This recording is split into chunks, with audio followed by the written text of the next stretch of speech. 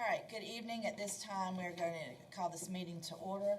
I do believe we have a quorum. Mr. Hall is calling in tonight, so if you see that one of us is missing, he is calling in over, and he is here. Correct, Mr. Hall? Mr. Hall, are you present? Yep, I'm here. Okay, thank you. So this time, we're calling the meeting to order. If we could all please rise for the Pledge of Allegiance. Mr. Smith, if you please lead us. I pledge allegiance to the flag of the United States of America and to the republic for which it stands, one nation, under God, indivisible, with liberty and justice for all. Thank you. You may be seated. At this time, board members, now that you have had time to look over the agenda for this evening, we do need for there to be a motion made to approve the agenda as presented. Who would like to make that motion? I would like to make a motion that we approve the agenda as presented. All right, Ms. Burns has made the motion. Do we have a second? I'll second. Mr. Jrotc is seconding. All in favor say aye. Aye. Any opposed? Okay. At this time, we're moving on to item number 5, recognitions. Dr. Hill, Mr. Riley. Yes, ma'am. We have a lot of students and staff to recognize this month, and we're going to start with Pender High School track and field standout Daisy Hearn. Daisy's right in front here.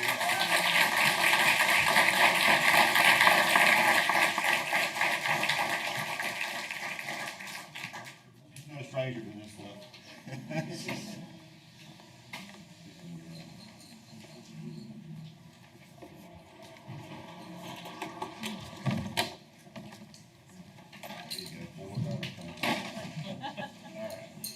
Daisy at the Class 1A state track meet back in late May, Daisy won the girls wheelchair discus and shot put throws to repeat as state champion in both events. Daisy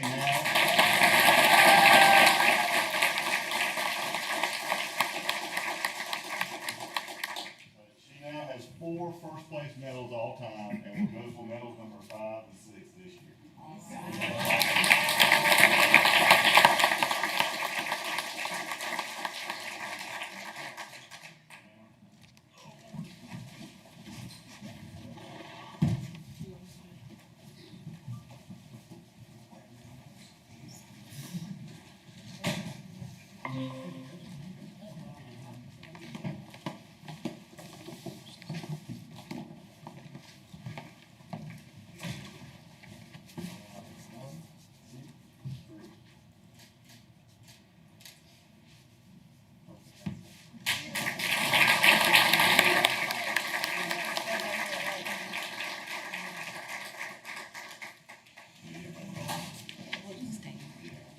Next up, we have students from Pender Lee and Pender High. You guys can be making your way down. Who had success in the National Beta Convention earlier this year. Pender Lee's Mallory Persona earned a 6th place honor in creative writing in the middle school event. This is the national. Okay, so that's a top 10 in the nation. Wow. Okay, so that's 6th place honor in creative writing.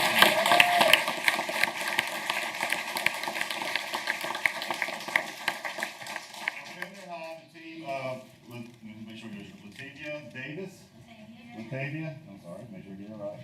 Nick McGowan, Zach McGowan, and Brooke Fuller took 4th in 3D design. You get this guy over here. Come on up here, guys.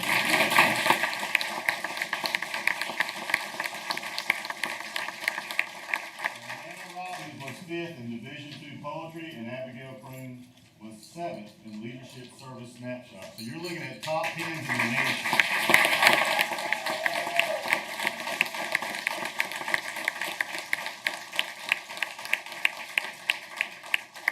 I'll hold these because you guys are holding something, those guys are mad.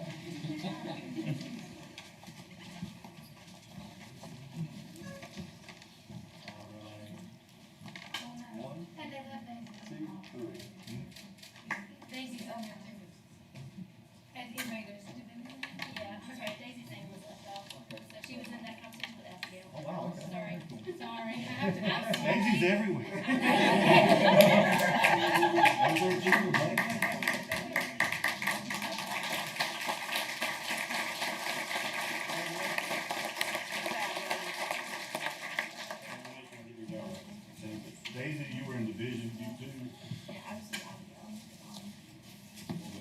Learning Showcase. Got you. Just want to make sure I said that. So thank you so much. That was my fault. Nikki not here. Zach's not here. I got Zach and Nick's mom. We'll do it later. Some of them are at college too. They get ready to leave us and go to Chapel Hill very shortly.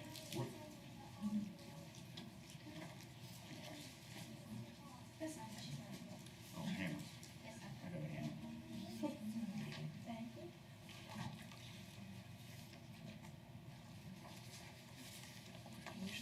Thank you, Hannah. Let's give him another hand. Please.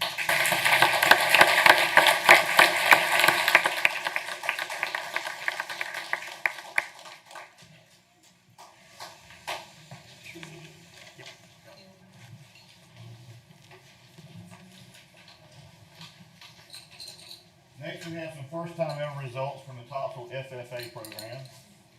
For the first time ever, Topsail FFA had teams pick up state placement honors at the North Carolina FFA State Convention. Yeah, we got a big team coming up. Come on, guys. The horse evaluation team of Bella Poulton. There she is, all right. Ellen Edgy. She's over here today. All right, Hannah Jrotc. And Peyton Parks. While the team of Ray, hang on, make sure we get everybody's name correct here. That's why I write this out now. I used to try to do this without it, it didn't work well. Lisenby. All right, I got Lisenby. I'll look at myself. Riley Hobson, Caleb Brower, and Serenity Benson were third.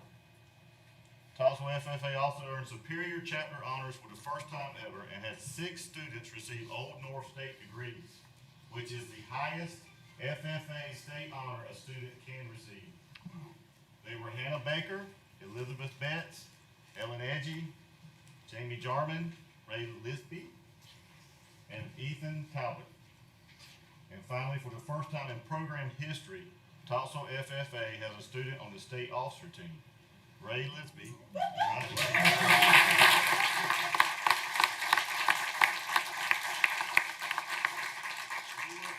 As one of the vice presidents for the 21-22 school year. Let's give him a hand.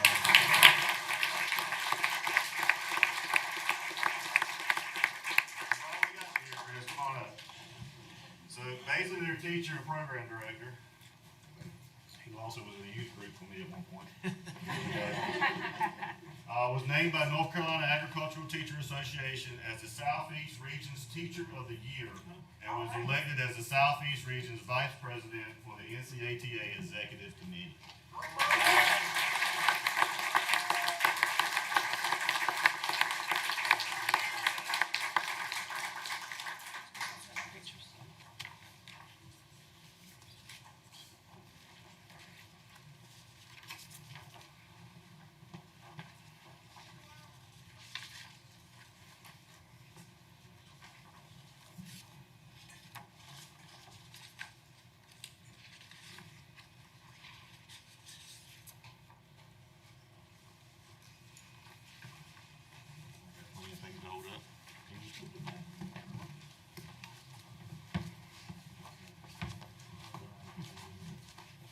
Everybody, 1, 2, 3.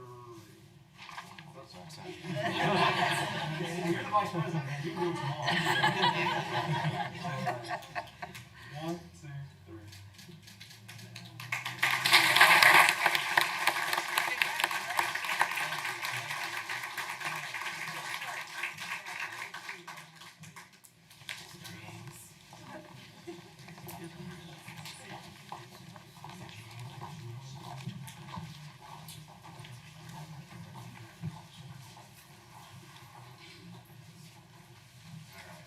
We got our students, which we always put them first.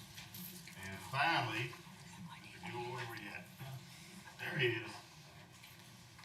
Ed Gilroy, former long-term coach and athletic director at Heine Trask and Pender High Schools, was presented most recently with the Jerry McGee Award of Excellence by the North Carolina Athletic Directors Association for his years of dedication to athletics in our state.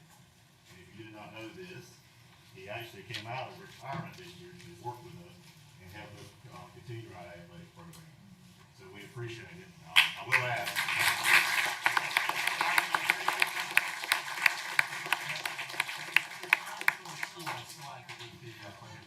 Association, I'm the state coordinator for professional development for them. I'll be going to Indianapolis next month.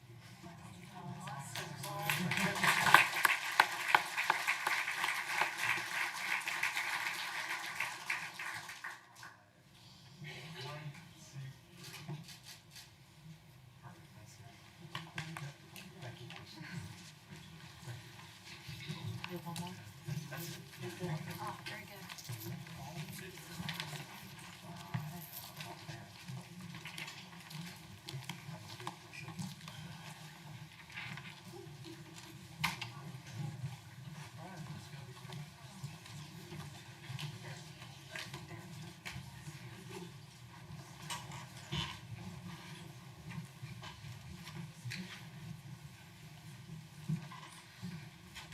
All right, well done. If there's anyone who was recognized who'd like to leave at this time, I'm giving you that opportunity if you'd like to go ahead. If you don't want to have to stay for public comments, I completely understand. Completely up to you. Feel free to stay.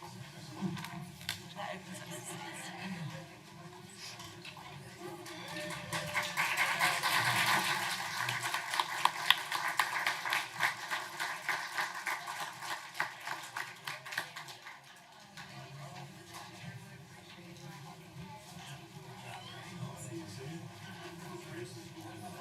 I know, Stephen. Gives everybody a chance to find a seat if you need to. Okay.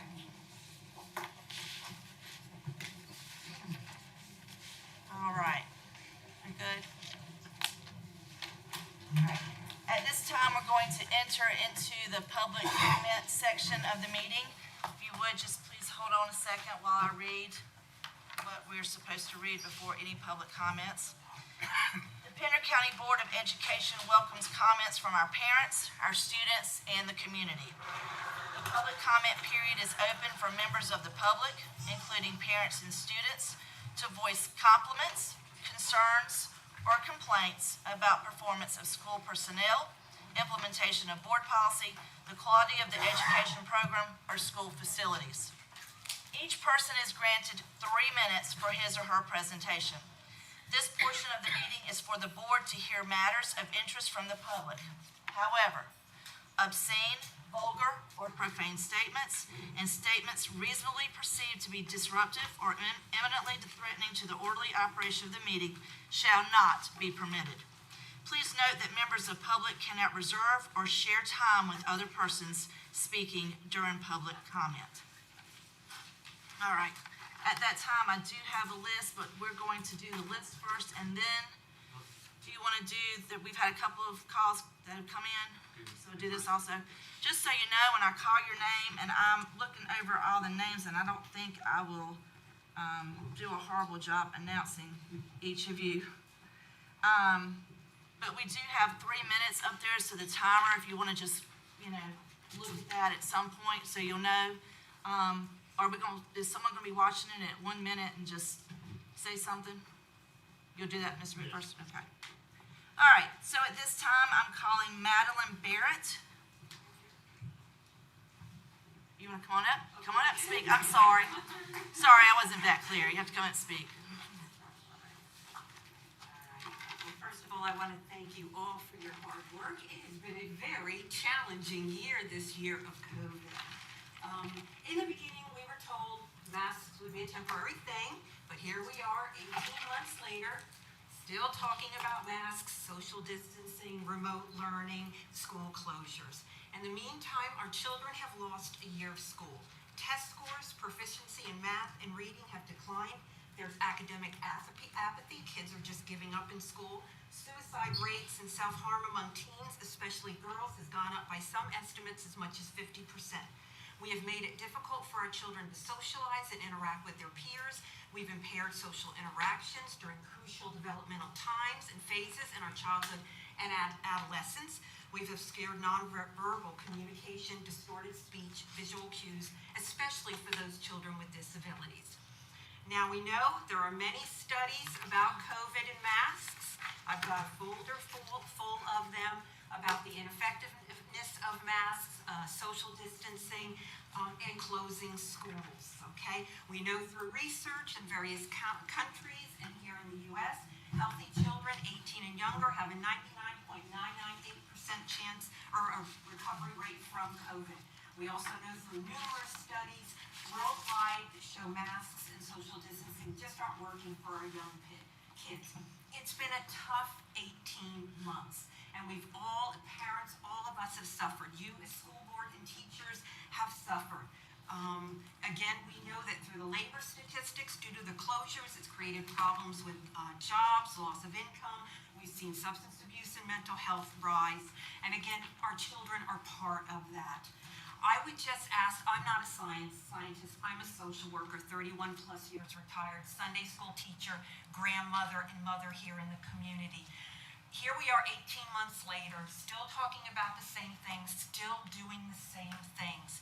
Can we please just stop and take a moment and ask, is this making sense? Is it working? Is it not working? Now you want to look at the science. Are we being given correct, valid information going forward? Please, let's stop the fear.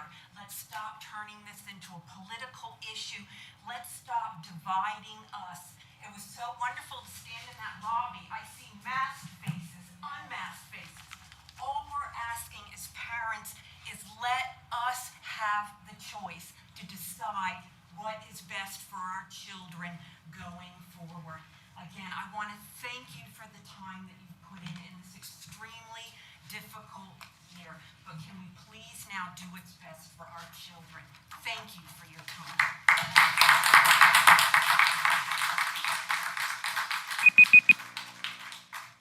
Samantha Worrell.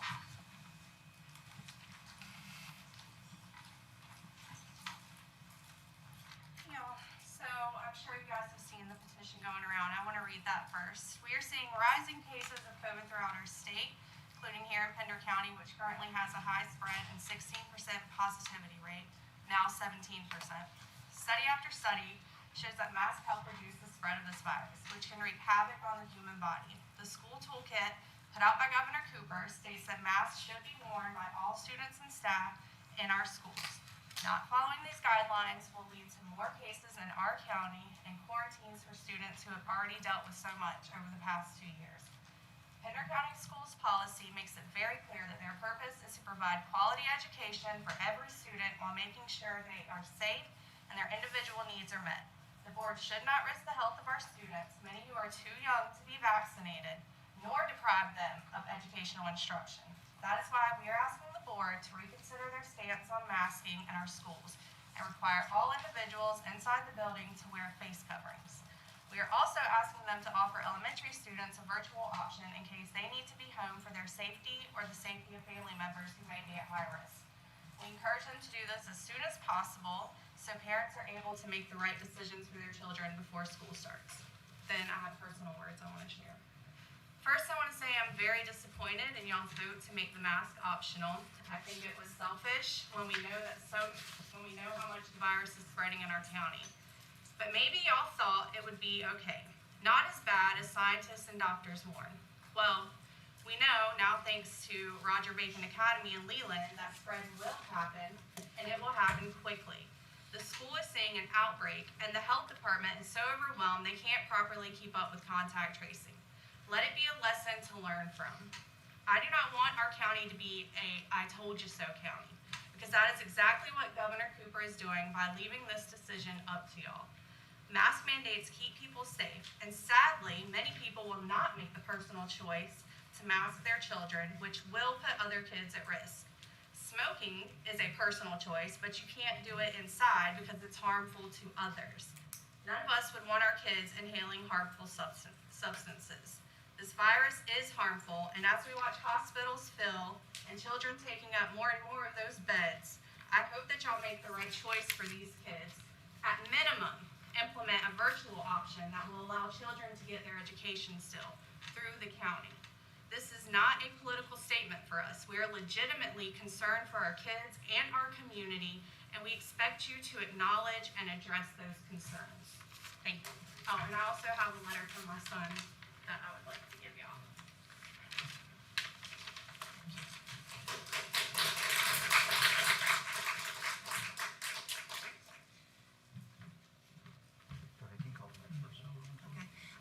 I might mess this one up. Cara Vitadamo. Did I sort of get it right? Yes. Okay. Hello, I'm Cara Vitadamo. I'm a registered nurse. I just want to make it clear that masks have been around before COVID. There's science. I worked on an oncology floor where patients became immunocompromised. It was required that visitors wash their hands and mask before they go into those rooms to protect those people who are immunocompromised. I also want to make it again clear I'm a registered nurse. So I'm providing information from my experience, and I'm also going to provide information from personal experience as well. Right now, I'm asking that precautions be taken. Not just masking, but safety precautions. We need to encourage social distancing and washing our hands. According to the latest American Academy of Pediatrics data, COVID-19 pediatric cases are rising due to the Delta variant. Right now, there's more than 40,000 pediatric patients in the hospital. In addition, states with relaxed COVID precautions report a critically high number of hospitalized children experiencing severe COVID-19 illness. It is evident that this Delta variant is also dangerous to our children. Schools need to remain cautious. So if statistics aren't going to convince you, I'm going to give you some personal experience. First, in December, my son, who was in first grade at the time, got very sick. Very, very sick. So it doesn't just affect adults, it affects children.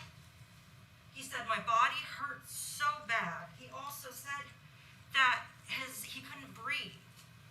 He had a high fever, and gradually his symptoms worsened. When he stated, my chest hurts really bad, that is when I rushed him to the emergency department. There, nurses conducted a COVID test, which was horrible. And then the lab results came back, and he had COVID-19. My family suffered through COVID. Secondly, we need to protect vulnerable family members. We had a family member just die from COVID-19. Guess what? He had the vaccine. Vaccines do work, but for those who are immunocompromised and have weakened immune systems, they're susceptible. So I ask that we please mandate masks. So in closing, I know life is difficult for everyone, so we need to find a balance between protecting our children and teaching our children resiliency. We also need to teach our children compassion. COVID-19 precautions like mask mandates, social distancing, and washing hands do all three. So let's protect our children from not having to bury a loved one, like my nephew had to bury his grandfather. Or, having to spend weeks, traumatized weeks in the hospital. Thank you.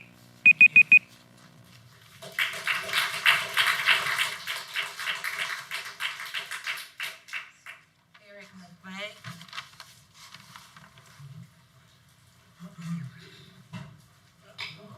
Am I getting all cancer? Alright. Hi, my name's Jrotc. I'm somebody native North Carolina. I'm a retired fireman from California, 20-year fireman paramedic. I've been around and in the medical field for quite a long time.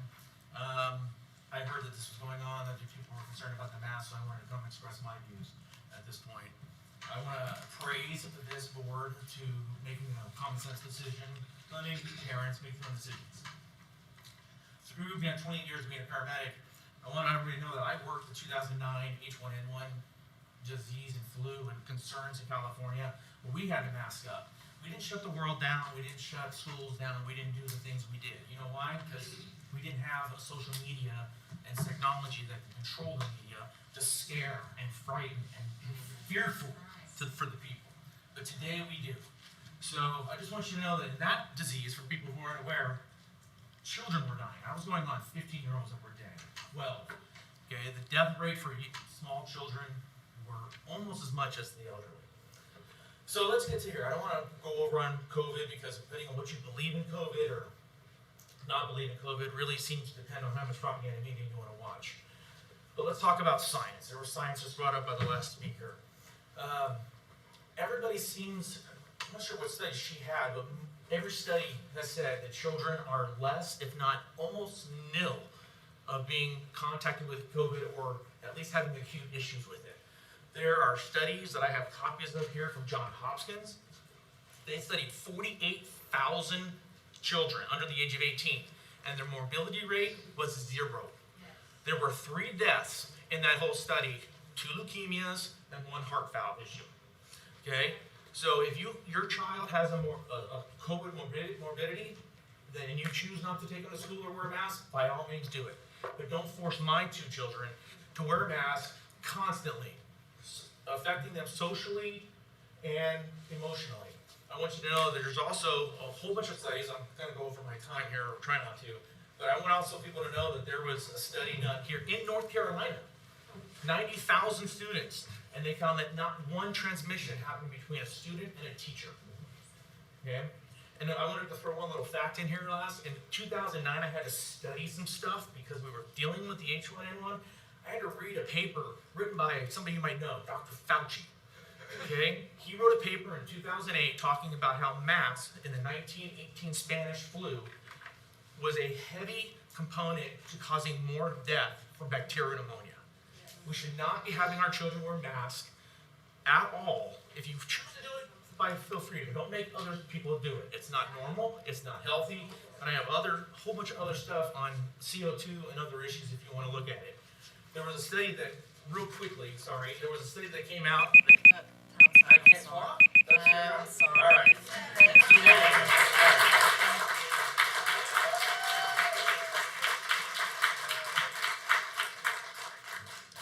Amy Farmer.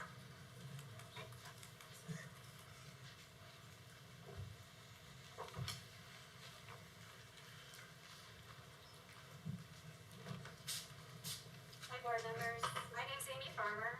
I'm a mom to 2 Pender County students, as well as a registered nurse and a certified nurse midwife. I'm speaking today to express my deep concern for the school district's 2021-22 plan that makes masks optional. The plan to make masks optional goes against the guidance of both the American Academy of Pediatrics and the CDC, and it ignores the science on COVID transmission in kids and on the effectiveness of masks. Though infections in North Carolina declined in the late spring and early summer as vaccination rates increased, new variants like Delta pose a serious threat. It is much more transmissible than previous variants, and data from our local area reflect that troubling reality. Infections in Pender County have increased 82% over the past 14 days alone. In addition, the age distribution of cases across the nation has also shifted, with young kids representing a greater proportion of infections and hospitalizations than in previous months. I recognize this issue is currently dividing communities across the nation, and that saddens me. As humans, we like to label those with opposing views into categories such as anti-vaxxer, pro-masker. It makes it easier for us to dismiss anyone who feels different than us and keeps us from hearing the individual's concerns. I want to say I recognize concerns of parents who do not want their kids to wear masks for various reasons. I think we can at least agree, however, on one thing. We do want to keep our kids in school safely and without disruption. With the current quarantine rules based on the North Carolina toolkit, if children are exposed to COVID and all are masked, there is no quarantine requirement. This will keep our kids in the classroom and involved in school activities and prevents parents from having to miss work to monitor virtual learning due to quarantine. If the board makes a decision to keep the current optional mask plan in place, then I ask that you find a way to offer virtual for our students who are not yet old enough to vaccinate. But also recognize that virtual is not always a great solution for families where both parents work. And these kids also deserve to be in school. I've emailed each of the board members and the superintendent. I've not heard a response yet, but I made a request that if you continue to keep masks optional, then perhaps do something like have each school in grade 6 and under offer at least 1 class per grade where parents can opt to have their kids masked with a vaccinated or masked teacher so they may remain in school safely and without the threat of quarantine for exposure. I want to thank the board for your time. I look forward to a safe school year for all of our students and staff. I also want to applaud all the parents and community members who are here tonight.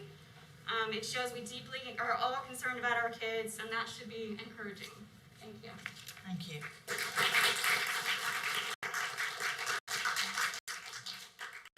Natasha Rao.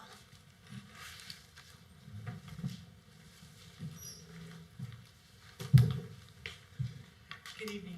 Thank you for the opportunity to speak this evening in front of you. Again, I am Natasha Rao. My husband's name is Andre Rao, and he is a Pender High School graduate. So we made our home in Rocky Point in 2004, and our daughter is a rising second grader at Cape Fear Elementary School. We both work here in the community at General Electric in Wilmington, North Carolina, where they do require masks when social distancing cannot happen. And it's unfortunate that we're about to send our daughter to school in a couple of weeks, and she won't be as safe as her parents. That has us very, very concerned. And that's why we're kind of wanting you guys to reconsider the mask rule and the mask mandate for everyone. I want to share a story with you. Back to the first Friday of February, our daughter woke up and she had what we thought was an ear infection. We got up, gave her, checked her temperature, and we began to, of course, dojo her teacher to let her know that she would not be there, as well as dojoing Little Town Learning Center, which is our after-school program. The head instructor there, Miss Angela, told us, have you thought about it might be COVID? We were like, no, it's probably an ear infection. She said, you need to get her checked. So we did that. Took her to Wilmington Health in Murrayville that afternoon, and within an hour, we found out that our daughter was positive for COVID. We contacted her teacher back, and she said, okay, you'll be hearing from the school nurse. We told our teacher immediately that Monday that we wanted the option to have her go online. So Super Bowl night, my husband gets an email from the teacher about 9:30ish. Super Bowl night, we're Steelers fans, so even though they weren't playing, football's a big deal in our house. So he set up to 11:30, getting her enrolled back like she did in kindergarten at the end of the year, getting her ready to be remote. She spent the next week remote with a lot of her other kids, her classmates. When my husband began to check her in online on Monday and Tuesday, we saw a huge uptick of most of her class having the coronavirus. The kids began to talk about getting Q-tips jigged up their nose, is what one little kid said. By the end of that week, they began to talk about how they were going to be coming back to school. See you next week. My time's going to be up. What's unfortunate for us is that we have the option to do that. That was great for us. What's unfortunate is that will not be an option this year for our kids. So she'll have to not go to school. It's also unfortunate that we are still waiting on a call from the school nurse. She got counted absent, even though she was present every Google Teams call. And we haven't yet had contact tracing from the health department. So that's just our story. We want to be able to have our kids who are too young to speak up for themselves, to have the option to everybody wear masks, to protect themselves, the same way that our employer, one of the largest in the region, does for its employees. Thank you for your time. Thank you.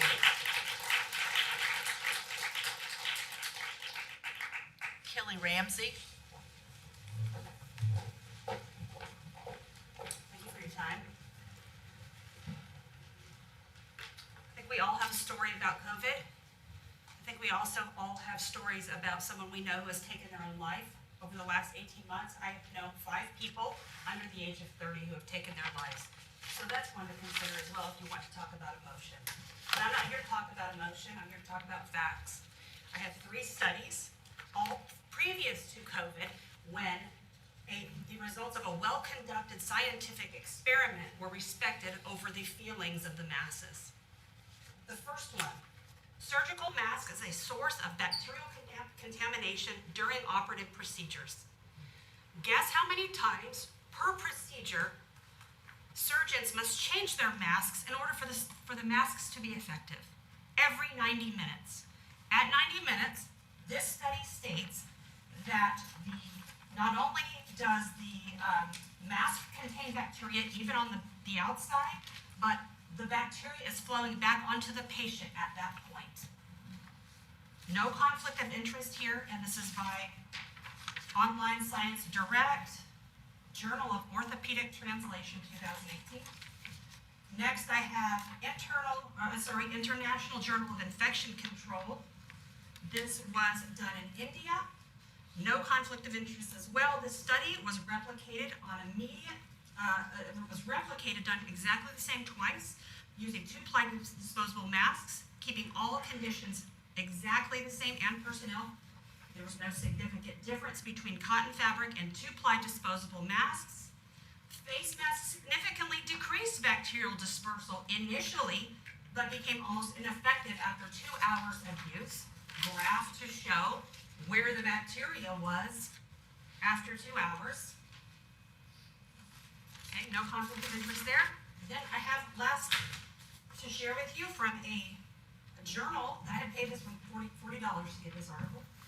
Neuropsychologia, which is neuropsychology in Spanish. This is from Canada. I don't know why it's in Spanish. Anyway, no conflict of interest here either.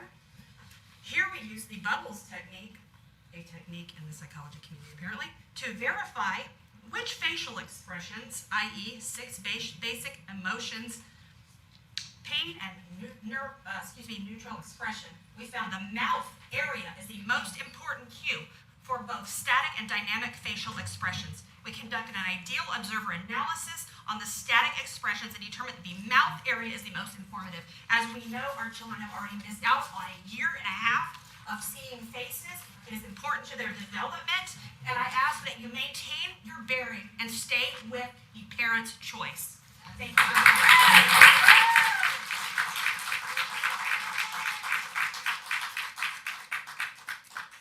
Muriel Cruz.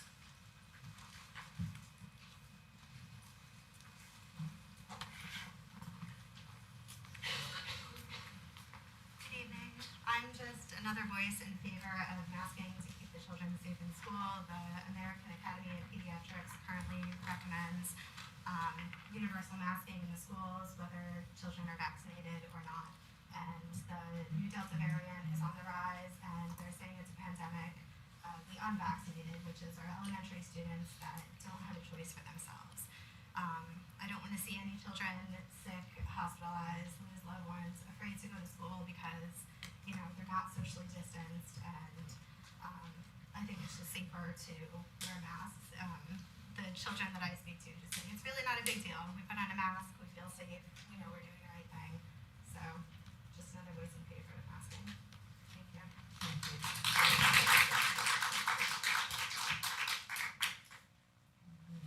Yeah, I'm gonna mess up on this. Kimberly Monticello.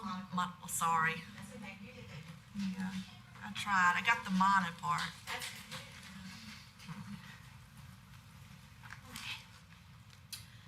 I want to start by giving a little background about me. I'm a 1992 graduate of Topsail High School. My oldest son graduated Topsail High School in 2015, and my youngest son, my middle child, is going to start freshman year of high school this year. I want to first thank you for giving us the opportunity to speak to you today, and I also want to thank you for the very difficult but proper decision you made a few weeks ago to give parents back the choice to protect their children in the way that they know is best for them. Right now, every parent in this district has the ability to send their child to school with a mask. And that is their right, to protect their child the way they see fit. Right now, every parent in this district who chose to vaccinate their child because they were told they wouldn't need a mask anymore, also has the ability to send their child to school without a mask. And as of right now, me as a parent, regardless of my feelings on masks or vaccines, I too have the ability to send my child to school with or without a mask. I'm not here to make this a fight. I'm here for the mental and educational development of my child, and to ask you to please retain the current standard that was already adopted and let each parent decide what's best for their own children. If you vote to go back and change the mask mandate, you are taking away my right to choose. It is not feasible for the board to know the health background of every child in this district, and I can only speak for myself to tell you that my child with ADHD does not do well with a mask on all day or even in a virtual setting. He gets distracted, he fiddles with his mask, and he does not pay attention to what he's supposed to be learning. This was the life we lived last year, and his grades suffered for it. How fair is it to make him wear a mask all day again this year and have his grades suffer once more? If your child can wear a mask all day and thrive, good for you, but mine can't. Mine can't. So I can stand up here, and if you take that choice away, you're dooming my child to fail. And I can stand up here and I can give you statistics about kids and COVID, and I can quote from studies about kids and masks, but you guys have the ability to research that for yourselves. As the Board of Education, your elected job is solely education. It is not healthcare. That is my job, and the job of every parent in here. We elect you to make sure our district has the best school system in the state. Look at these kids that got honors today, and you guys are doing a great job. Please understand that the parents who are here fighting to keep mass choice are not here to take away the rights of parents who choose to put masks on their kids. They already have that choice. We are only here as concerned parents that want to find a mutual agreement with the school board that allows the best way forward for all of our children. In my opinion, we've already made the best decision for all parties in this.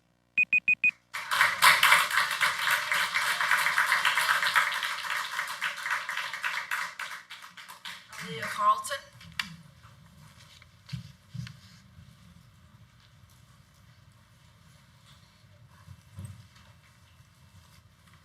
I'm Elaine Carlson, and I'm not going to say a bunch of scientific facts, but instead I'll tell you guys a story. Imagine voting on requiring a mask. Imagine that having all the students in school where they belong, in a school where they want to be. Imagine these children, big ones and small ones, young and older. Imagine seeing them, each one of them, as those eyes light up when you say hello to them by the name when they arrive in the morning, them playing outside, walking down the halls. Imagine them giggling, making friends, working in groups. Imagine the sounds of their sneakers as they squeak on the gym floor in PE, and the harmonizing sounds of their voices from music class as you walk by. Imagine the smell of paint coming from the art room, and imagine the smell of lunch floating out of the cafeteria. Imagine seeing all their faces pass by you in a happy, bubbly blur as they make their way to the buses after the bell. Imagine seeing the teachers talking while working during their planning period in their rooms, and teachers laughing in the break room with each other, getting a snack from the vending machine. Pretend you are there. Pretend you're in the school building, walking the halls, peeking into the glass windows on the closed classroom doors. You can see the teacher at the whiteboard looking at her students, engaging her students. In the next room you walk to, you can see the teacher walking up and down the rows of desks while his students take turns reading aloud. The children are happy. Pretend you can actually feel that all the children are happy, and what you see makes you feel satisfied.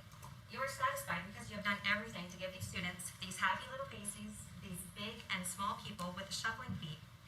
You have done everything to give them a quality education. Pretend you have done everything to keep them safe while at school, following all the recommendations. Imagine these children know you are looking out for them. Imagine these little faces smiling under their masks because they're at school and their favorite teachers are at school. Now, imagine you decide not to require a mask. Pretend now that you're walking down the hallways in school, but it's quiet. It's quiet because most of the children were sent home to quarantine.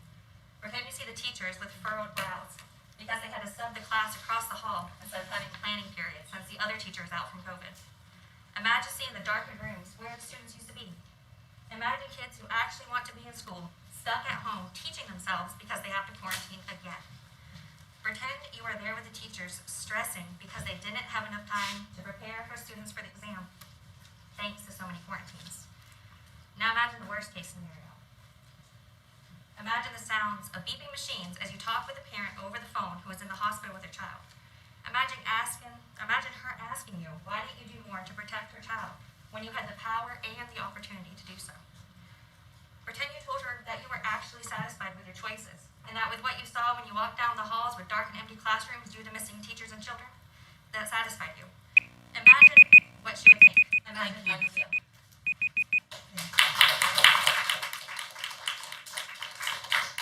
Hannah Rouse.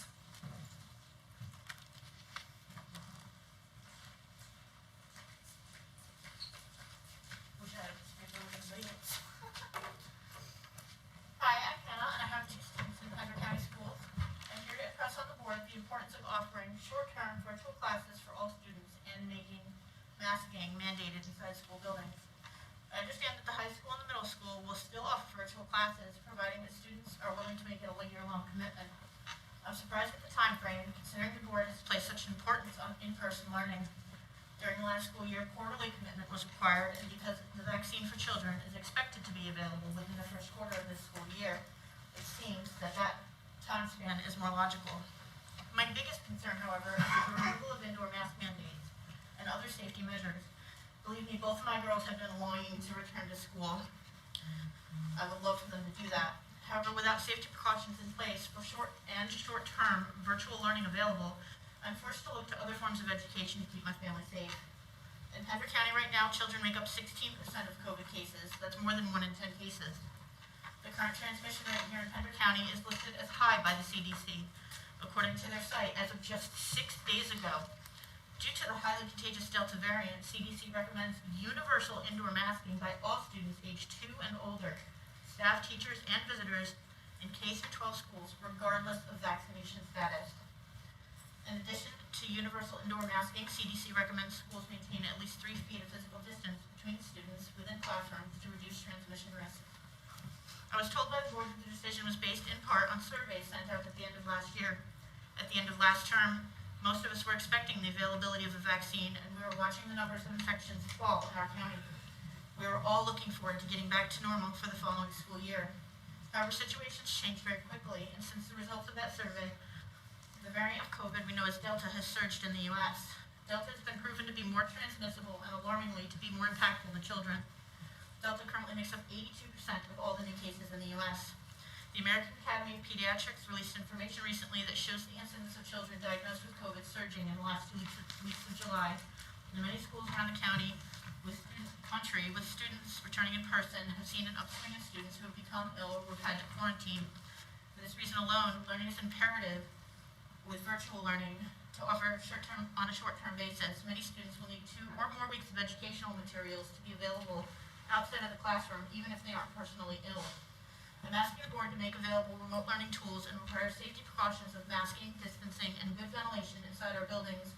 We all want what's best for our children, and that includes good health for them and for the family members that are supported by them. I want all of our children to be able to return to the classroom setting, but I'm not willing to risk the health of my family to see them return to a building.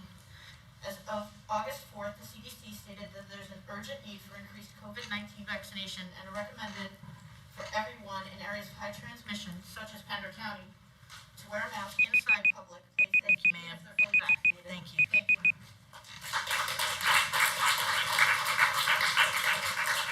Morgan Tyson.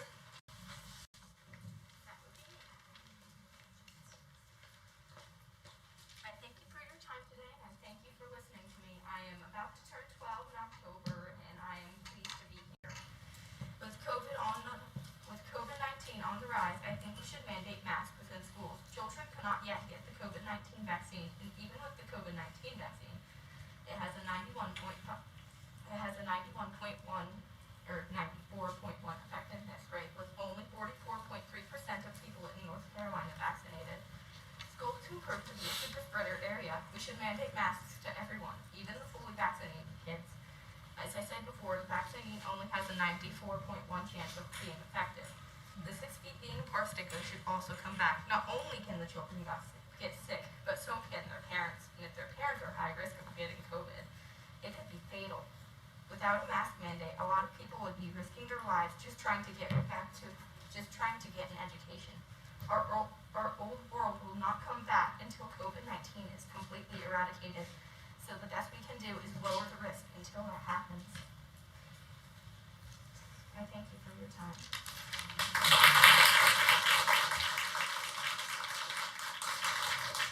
That ends for everyone who's here who wanted to speak, so now we'll cut it on for those who've called in.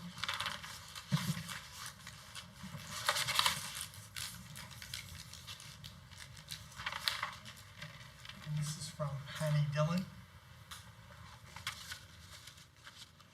Hello, I'm a Hampstead resident and a parent of 3 PCS students.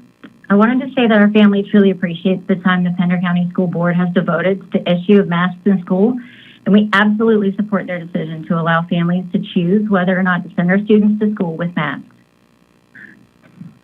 We do understand that masks will still be required under the specified circumstances, and we're totally cool with that. Again, thank you so much. Have a nice day.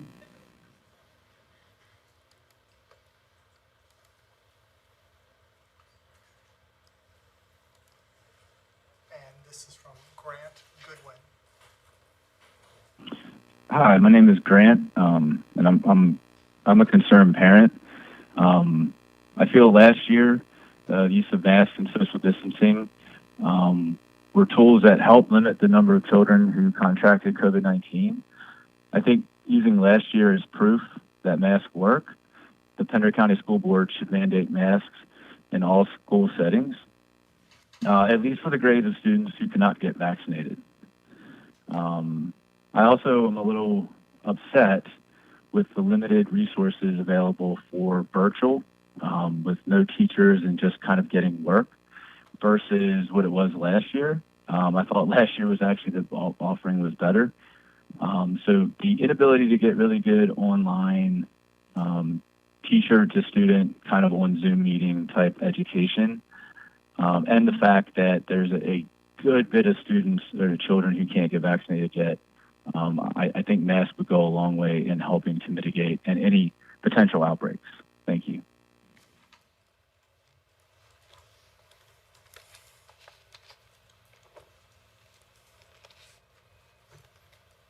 This is from Amanda Shively.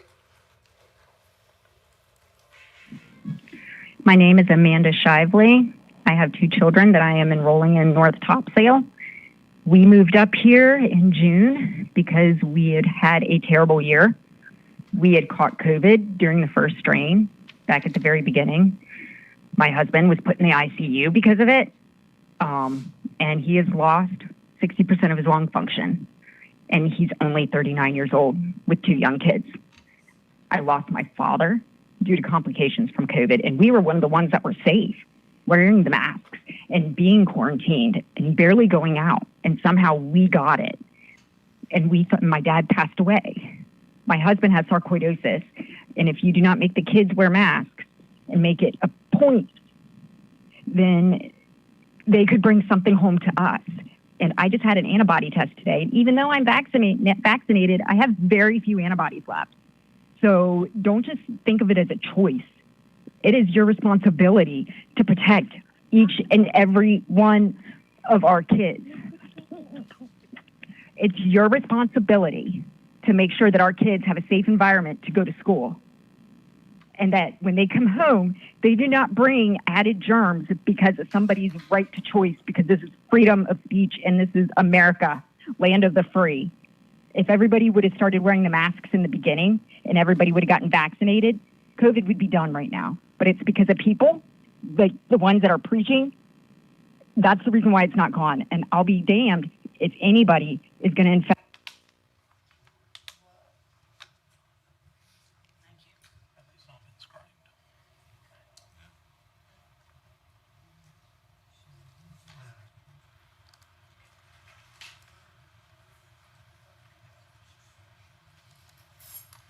This is from Tara Goodwin.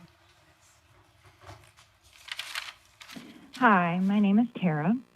I am a concerned parent, and I'm reaching out with some serious concerns I have over Pender County Schools' decision on masks for the upcoming school year. Time and again, I have seen Pender County Schools make smart and reasonable decisions regarding the safety of our students, especially in regard to difficult times and events that our community has faced, which is why I'm so shocked and dismayed by Pender County Schools' recent decision. I simply cannot understand the justification for ignoring the safety protocols and expertise of the state and all public health experts. As school leaders, you are responsible for the implementing and requiring of plans to keep our students safe. Requiring masks at the very least for those who are unable to get the vaccine is such a simple and easy step that can be taken to give everyone an extra level of protection. It's also going to minimize the inevitable interruptions and disruptions to the normal school day, which is what we all want our students to be able to have. Please, I implore you to reconsider your decision. We are not going to be able to will this virus away. We cannot choose to ignore that it's still here. Please reconsider making masks mandatory, and if needed, reevaluate that as we all hope that things continue or will continue to improve as time goes on, and then pull back if need be. Thanks very much.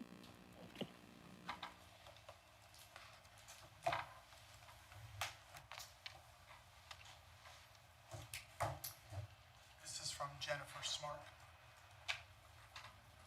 Hello, my name is Jennifer Smart, and I'm a mom to a rising 9th grader and a rising 6th grader who will attend Topsail High School and Topsail Middle Schools this year.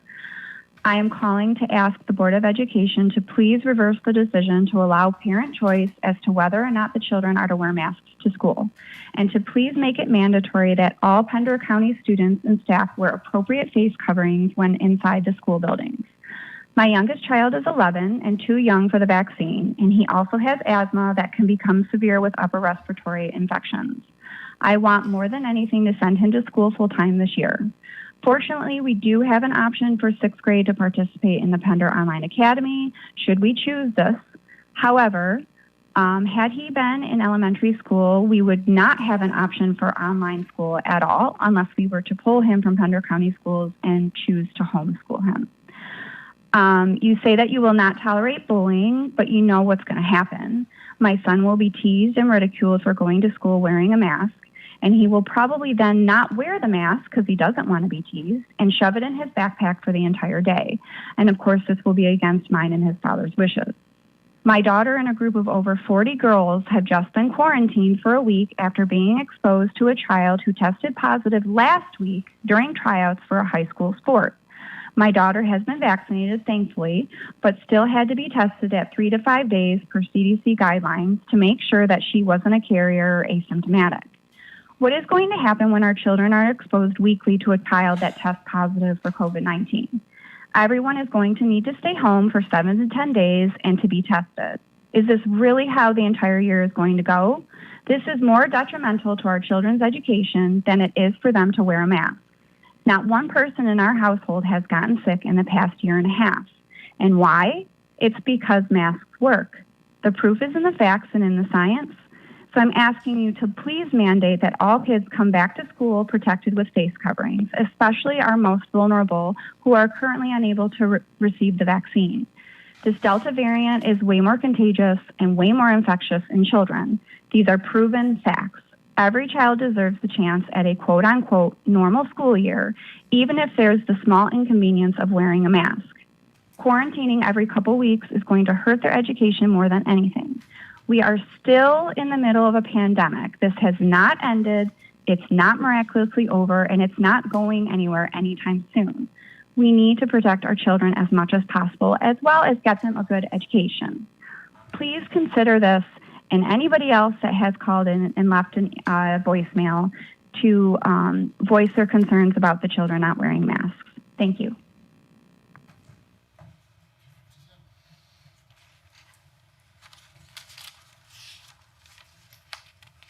This is from Amy Graham. Dear members of the board, I am a parent of an incoming kindergartner and do not feel it is safe to send my child to school, yet I am out of options. After a year plus of wearing masks, our community has gotten used to them, so I ask you to consider, has anyone died from wearing a mask? Sending students and faculty to school masks optional will cause more harm than good to our overall community, especially to our youngest group of children who are not eligible to be vaccinated. To have the freedom to choose when the consequences affect oneself and not others is one thing, but when the consequences of one's choices affect others who do not have even the option of having a choice, I cannot understand how you, the board, can allow negligent behavior of being unmasked. All schools have universal policies about non-smoking, and because we know one individual's choice to smoke can affect others through secondhand exposure. Why is this different?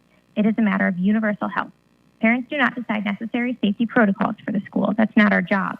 Science and fact should. So why does it seem that the parental influence against masks and the health and safety facts to beat COVID have crossed that line of impact? Parents are not doctors. As a county, we are not listening to the professionals regarding COVID and the new Delta variant, which has the potential to be detrimental, especially to children. With all that said, what all of us as parents have done is made the choice to send our children to Pender County schools because we believe in the level of scholarship and education that this county provides. But I feel that the system has failed us and our children, failed to give us the option that makes us all as safe as scientifically possible. We, the parents that believe it is imperative that every person needs to be masked, who cannot vaccinate our children under 12, have to send them to school, your school. We cannot utilize a virtual option and do not feel that our children will be safe in person. We have policies that state children cannot bring knives and guns to school because they're dangerous, and their effects can be devastating at best. When school shootings like Sandy Hook took place, we felt the effects nationwide. All schools adopted practices to better safeguard against a known threat. So why is this any different? A gun can kill, we know this. It doesn't always, but it can. COVID can kill, we know this too. It doesn't always, but why not put in place for everyone the only safeguards we have against it? Why wait and take the chance? I certainly do not want to with the lives of my children and their classmates, teachers and staff that provide such an excellent education. But I ask that the level of safety and care be stepped up to match the level of education that Pender County provides. Please step up. Please reconsider your decision for optional masking. Please, at a minimum, require masks for 12 and under classes. Please protect our children too young to have a choice.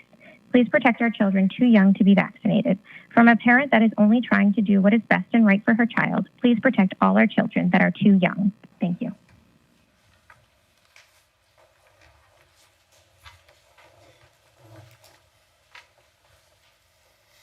This is from Gina Golden.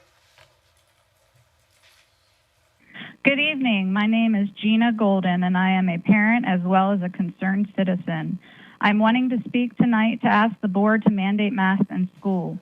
The facts, the current data about COVID-19 in our community, and all guidelines from the top local, state, and federal health officials are for all unvaccinated people to wear masks indoors, and children are no exception. Let's start with the facts.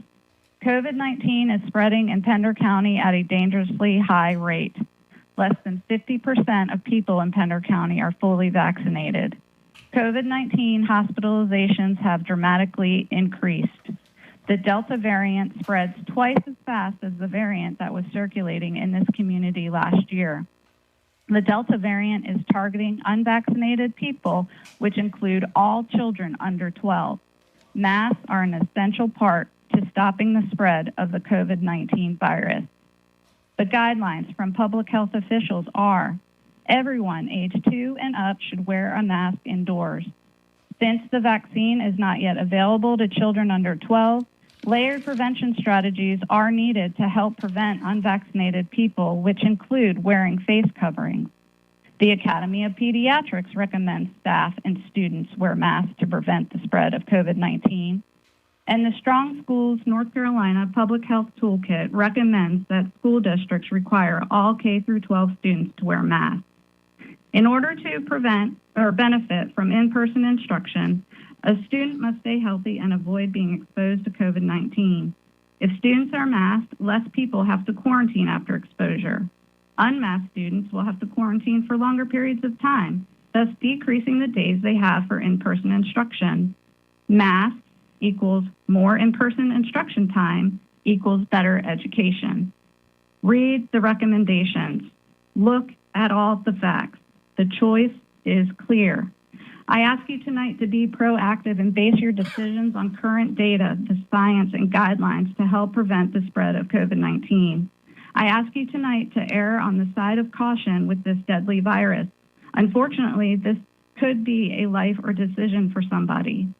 I ask you tonight to mandate masks in school to protect our children.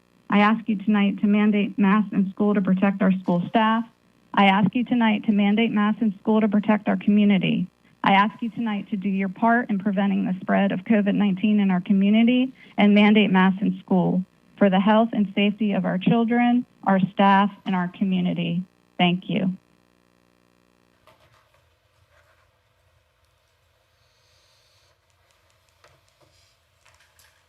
This is from Nicholas Graham.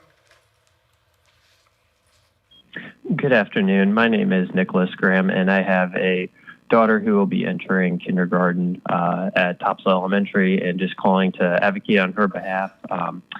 I appreciate you accepting comments with regard to the mask policy, and would just like you to take into account the totality of the situation right now with the high rate of transfer and the lack of vaccine for children under the age of 12.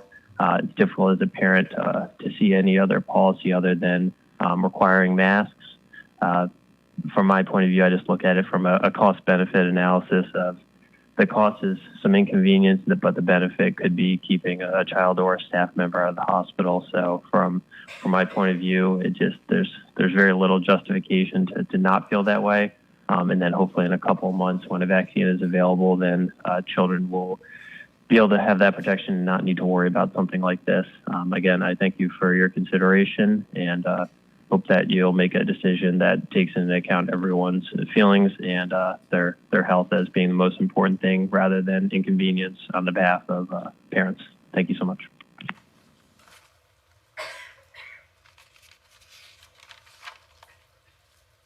This is from Robert Thomas. Hello, my name is Robert Thomas. I live in the Windwater subdivision in Hampstead and am father of two beautiful girls, Haley and Brooke, ages 6 and 7. On the question of requiring masks for all school-age children, it is my hope that this board will find the wisdom and courage to require masks for all children attending Pender County schools.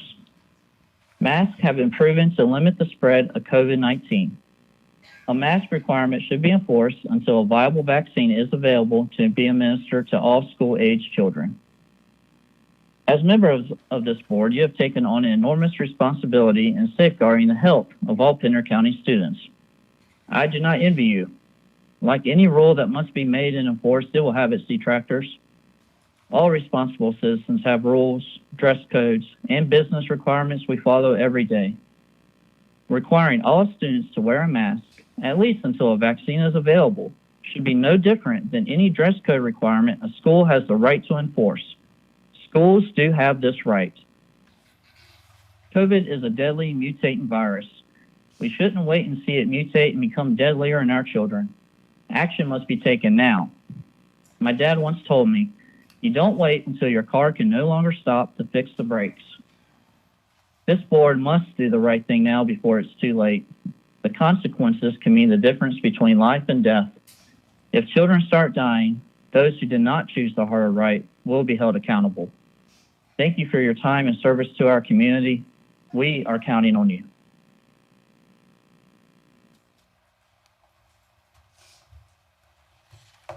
This is from Angela Berman. Hi, my name is Angela. I have 4 kids in Pender County schools, 1 in middle school and 3 in elementary school. I think it is detrimental that these kids wear masks in school. With the cases just completely going through the roof, they're only going to get worse, and we're setting ourselves up for failure. Why can't we go ahead and be proactive about it and stop it before it hits Pender County schools? I've had 2 transplants, so my kids are going to wear a mask anyway, but I think it's much safer if all the other kids wear masks too. We need to hit this in the beginning before we have outbreaks all over Pender County. Thank you.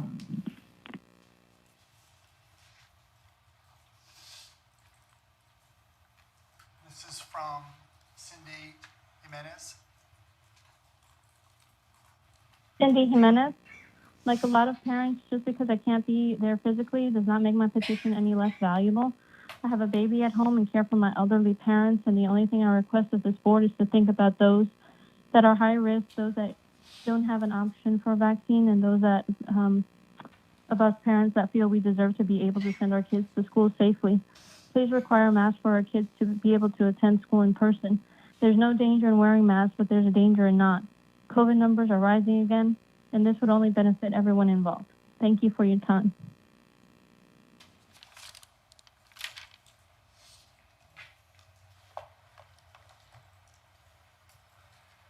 This is from Caitlin Irish.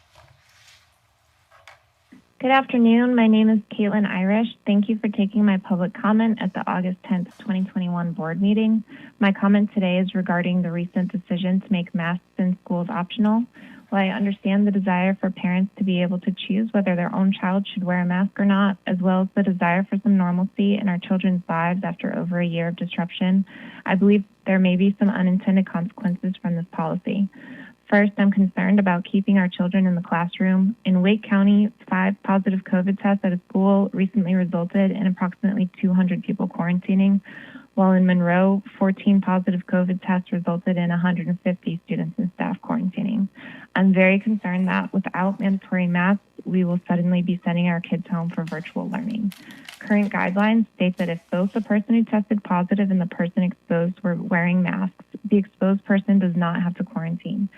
But this means that in a class of 20 students, if one student isn't wearing a mask and tests positive, all 20 students will need to quarantine. However, if everybody is wearing a mask, those other 19 students get to stay in the classroom. We should do everything we can to keep students safely in the classroom, and making masks optional does not achieve this goal.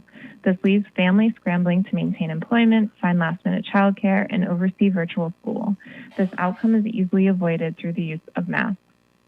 Secondly, the conclusion that students are unlikely to catch and spread COVID is based on research that has been done in schools that were utilizing tools such as social distancing and mask wearing among students and staff. These precautions limited the spread of COVID in these settings. Not using these tools may result in very different outcomes.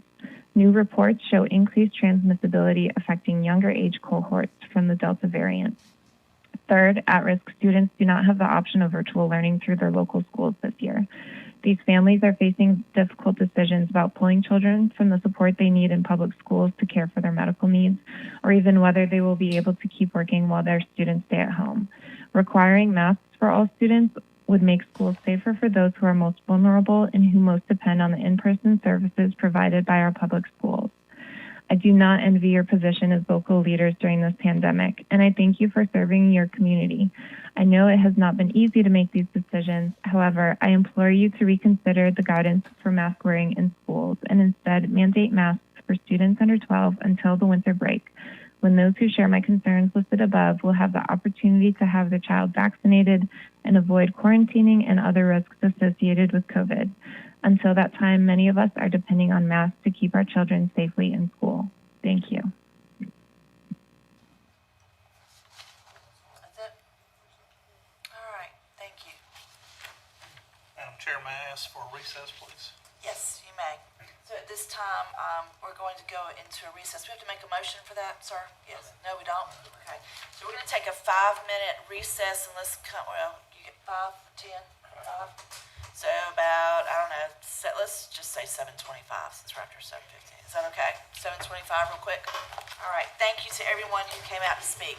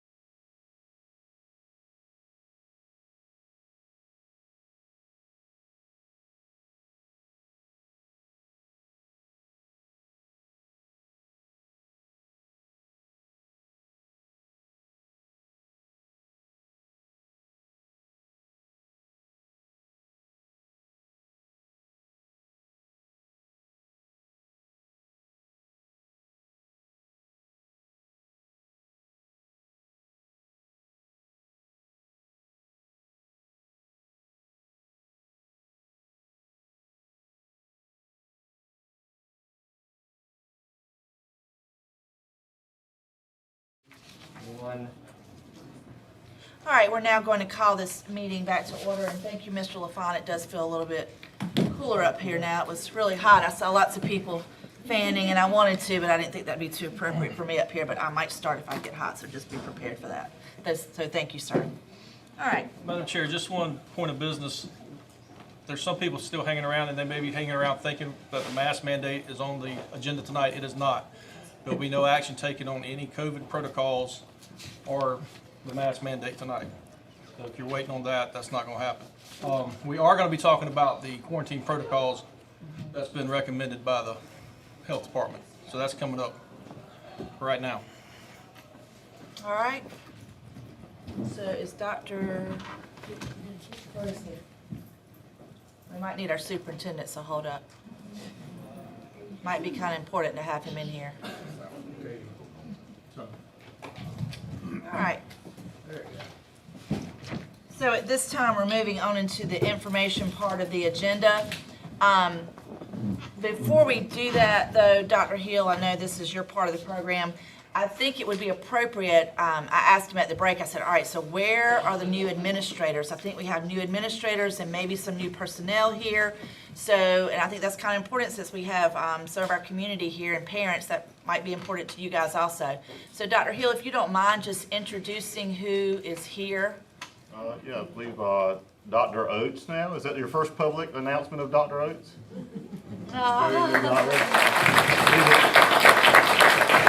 Cape Fear Elementary. Cape Fear Elementary School Principal. Topsail High School, Dr. Abita.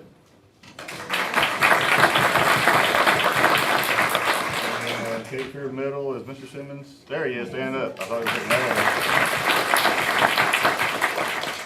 Who is everybody? All right, no assistant principals or anybody like that? Anybody? Oh, yep. Oh, well, Heather was kind of already here. Yeah, right, but a lot of people might not know. Surf City Middle School. Let's stand up. You have to stand up. There you go. All right, thank you. We just thought that was kind of important. All right.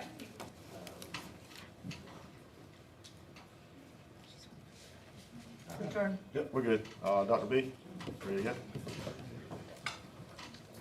Are we going with the phone call first? Just want to make sure that Shirley and Carolyn and Kim and Kevin are on the line. Mr. Shirley, I'm on the line. Yes. Kim, I'm on the line. Awesome. All right, so we'll talk through a little bit about our district protocols. So Madam Chair, members of the board. So first things first, we'll talk a little bit about operations information, of course, and Mr. LaFawn can fill in any blanks that I'm missing here.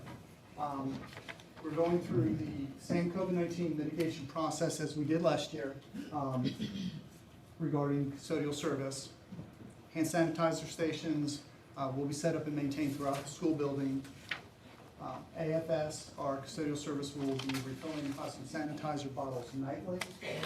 We will be wiping down high-touch surfaces regularly throughout the school day and continuing to work with site administrators for the semi-monthly reporting process. And so we just want to make sure that we keep our facilities as clean as possible. Specific to the organizational development group, we've reset the established tracking mechanism for COVID-19 that we were using last year. There's been a couple tweaks to it, and so we'll be following through with those processes right now and are currently gathering data. So specific to the symptoms flow chart, you'll see in your board packet, you will have the diagram that is the pyramid on the left. But these are pulled directly out of the Strong Schools NC latest document specific to symptoms and protocols to be followed. So right there, if a person, starting with the top one, if they have symptoms and has been tested positive with an antigen test or PCR molecular test, then they can return to school if it's been 10 days since the first day of symptoms and at least 24 hours since the person had a fever and any other symptoms that are specific to COVID-19 that are improving. A person is not required to have documentation of a negative test in order to return to school. So that is important. Another pathway would be if they are displaying symptoms of COVID but they have not been tested, nor have they visited a healthcare provider. And so under those conditions, the person is presumed to be positive due to the presence of clinically compatible illnesses in the absence of any testing. And so the person can then return to school when it has been 10 days since the first day of symptoms, and that's why the tracking mechanism is extremely important. And it's been at least 24 hours since the person had a fever without any fever-reducing medications, and other COVID-19 symptoms as displayed are improving. And then lastly is a kind of very convoluted process. If they are displaying symptoms, but they have received a negative test for COVID-19, or have visited a healthcare provider, received an alternate diagnosis that it might be something else, and would explain the same types of symptoms, allergies, etc., in a person with symptoms, a negative test is defined as either a negative PCR molecular test or a negative antigen test if the person has a low likelihood of the SARS-CoV-2 infection. So under those conditions, then a person can return to school, of course, under 24 hours since the person's had a fever, at least 24 hours since the person's had a fever, and they have felt well for 24 hours. And of course, working on the honor system. So that is the specific flow chart regarding symptoms. The protocols process specific to the exposure process is a little bit different, and this is where I'm going to rely on Kim and Shirley and Carolyn to weigh in if I'm misstating anything. The flow chart that was in your packet is not quite compatible with the way that this was articulated, so that is in the process of being updated. It's very close, but there was a couple of pieces of wording that needed to be revised, so that you'll get that shortly. So specific to exposure, and these are people who have been exposed to somebody who has been identified as positive. If that person is not fully vaccinated, but they've been in close contact with someone who has a confirmed case, and there are some exceptions, and we'll get to those in a minute. A person can return to school after completing up to 14 days of quarantine. 14 days of quarantine begin after the last known close contact. Alternately, the person may complete a 10-day quarantine if the person is not presenting any symptoms of COVID-19 after daily at-home monitoring, or they may complete 7 days of quarantine if they report no symptoms during daily at-home monitoring and the individual has received the results of a negative antigen or PCR test. The bottom portion, and we'll go into the exceptions momentarily because it's really important to this and very, very germane to this discussion. If a person who has been exposed and not fully vaccinated, which would be a number of our students that are under the age of 12, but they have been in contact within 3 to 6 feet with somebody who has a confirmed case, the North Carolina Department of Health and Human Services does not recommend quarantining of students following exposures in school settings if masks were being worn appropriately and consistently by both the person with COVID-19 and the potential exposed person. And this applies to exposures in classrooms, other in-school settings, transportation, etc. So again, that is directly out of the Strong Schools NC guidelines. Now, specific to exceptions, isolation is required for all presumptive or confirmed cases of COVID-19. But we need to enforce that students and staff disclose that and stay at home or go home if they are showing COVID-19 symptoms until they meet the criteria for return, they test positive, and then again meet the criteria for return. So quarantine is required for those who have been exposed to those with close contact. The exceptions being listed right there. Individuals who are fully vaccinated and do not have symptoms do not need to quarantine after close contact. Individuals should get tested 3 to 5 days after exposure, wear a mask around others until receiving a negative test.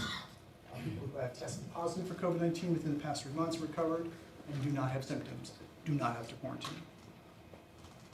Students who are not fully vaccinated after close contact in a classroom or other school setting, if masks were being worn appropriately and consistently by both the person with COVID-19 and the potentially exposed person, do not need to quarantine. And again, the CDC guidance is listed in that paragraph. And then lastly, an additional potential exception to quarantine are persons who are not fully vaccinated and have tested antibody positive within 3 months before or immediately following a close contact may not need to quarantine if they have had limited or no contact with persons at high risk for severe COVID-19 illness. So those are the exceptions to the rules that were previously stated in that chart. And we're modifying the flow chart to be able to reflect that guidance exactly the way that it's written. So,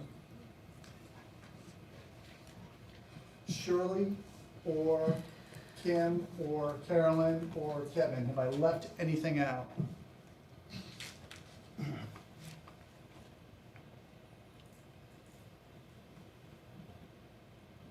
I don't think so. I think you did a good job. Board members, questions? Is there any way we could maybe have something created, I'm looking at you and I'm looking over at Alex, or Todd, to have in schools so that when parents and visitors come in that we can show, I mean, that's too wordy. I mean, that's way too wordy for people to stop and read it. But if some way we could have a chart or something, I'm thinking at the entrances of the schools so that visitors or parents or what have you could possibly see something, because there's going to be so many questions and so many concerns about that I just want to make sure that there's some way we could have it so that people can read it when they come into the schools. Absolutely. Does that make sense what I'm saying or Yes, ma'am. asking? I think once we revise the spreadsheet to accurately reflect the wording, to kind of pare it down a little bit for an appropriate consumption, and then enlarging that and placing that at the schools, and of course dispersing it to especially athletic teams and things of that nature would be entirely appropriate. And that's, I think, the direction we want to go anyway. Okay. And maybe I missed this, but is all this information going to go out in schools with the home packets? The first day, you know how we send things home? Are we going to have any of this information? We can make sure that that does. And also, I think that we would like to post this information on our website. Well, of course. You know, and I think that goes without saying, but absolutely, we can make sure that that happens. All right, thank you. So just for clarification, just because one student tests positive, the whole classroom does not necessarily have to quarantine. Correct. There are not only extenuating circumstances, but then exceptions to the rule. Absolutely. Absolutely. The nurses are, hard at it right now. They're looking at quite a number of cases, and they have to investigate each one, to make sure that the conditions. Why is it 3 to 6 feet? Why is it not 3 feet, or why is it not 6 feet? 3 to 6 feet it's kind of broad. It's a broad range. That I can't answer. That would probably be best served to be answered by either Shirley or Carolyn.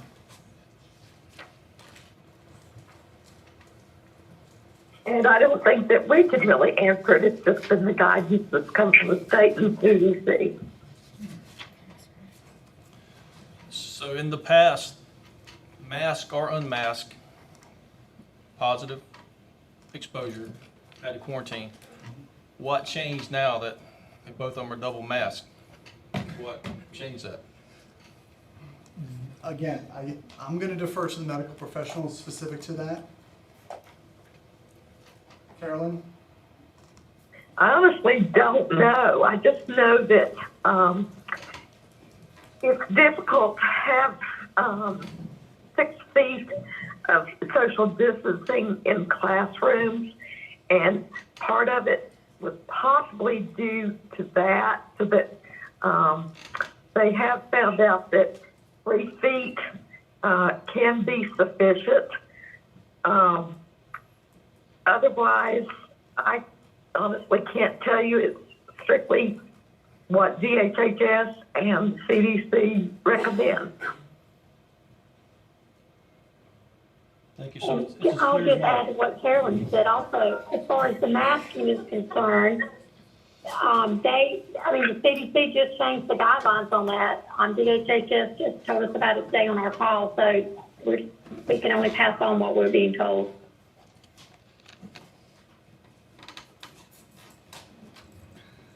Thank you. Anyone else? Board members? Okay. You're good? All right. Thank you.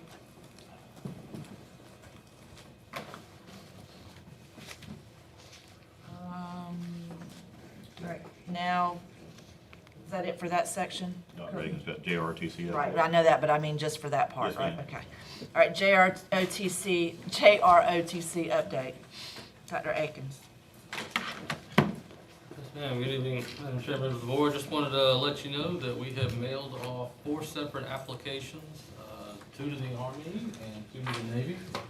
Just to refresh, so a full JROTC unit is fully federally funded. They would pay for everything from uniforms to they help pay for the teachers to some of the extracurricular stuff.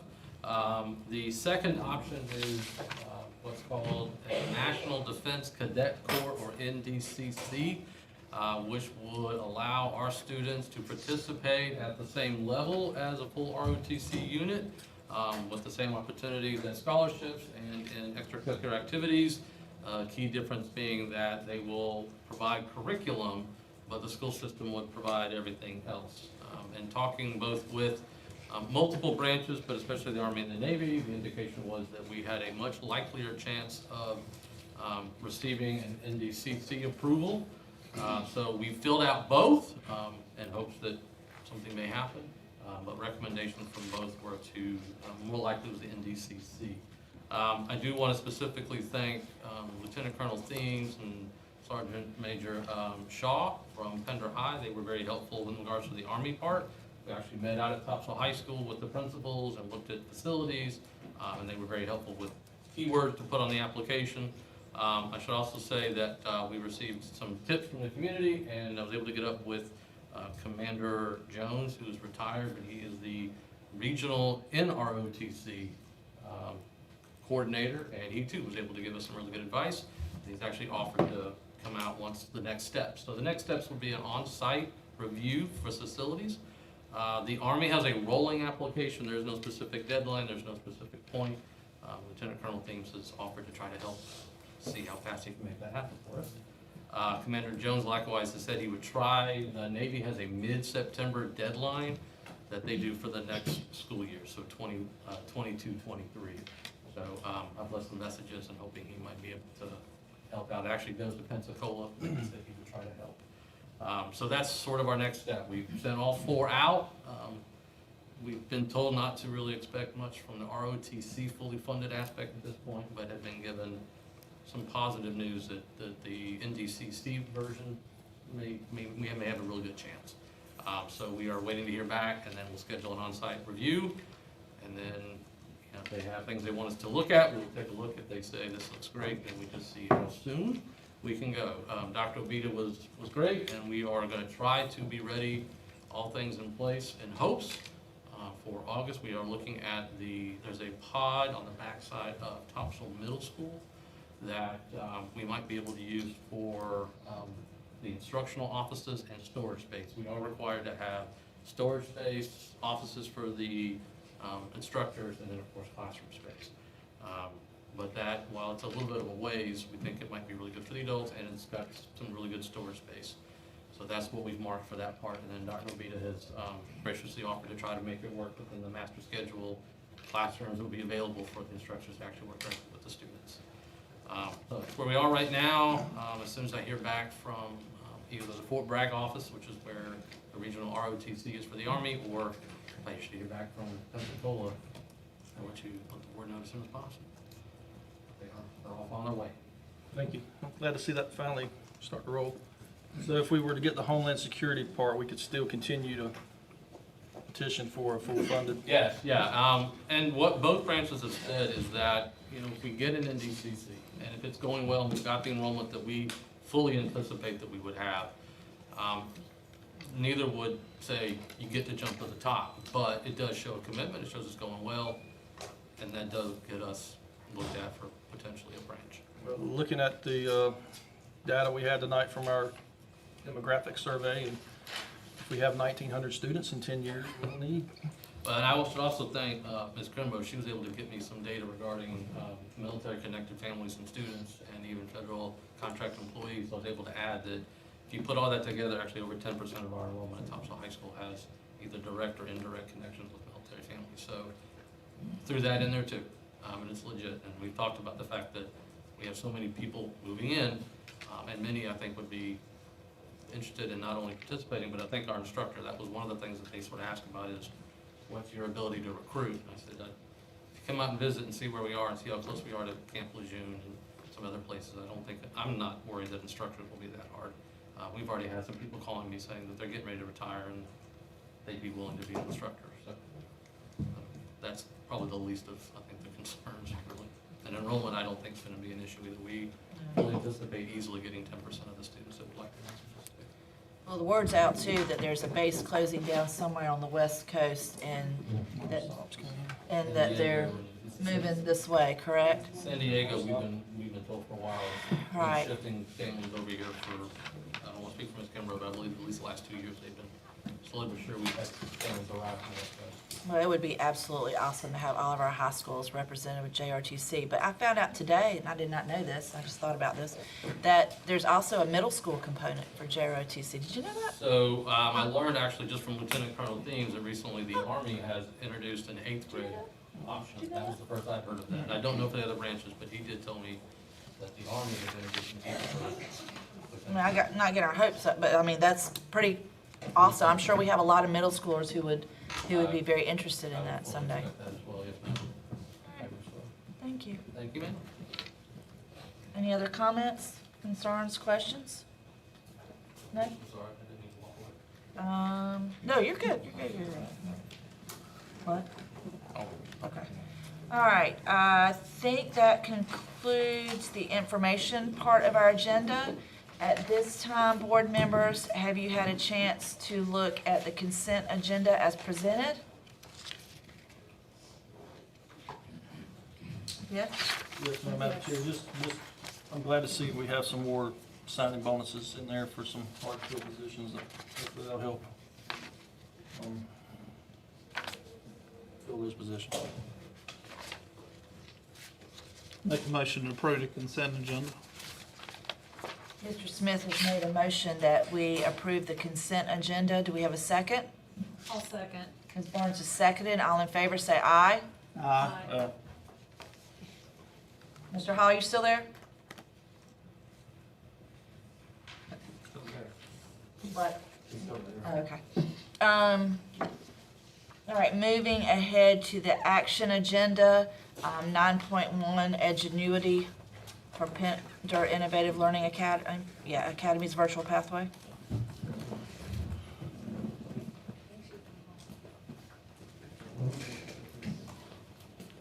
Yes, Madam Chair, I'm actually hoping that Ms. Winstead and one of our representatives from Ingenuity, I think they're walking on the way down here. So just to kind of get started, so in preparation for the launch for the virtual academy aspect of our Pender Innovative Learning Academy, Ms. Winstead began reviewing vendors as early as January of this year.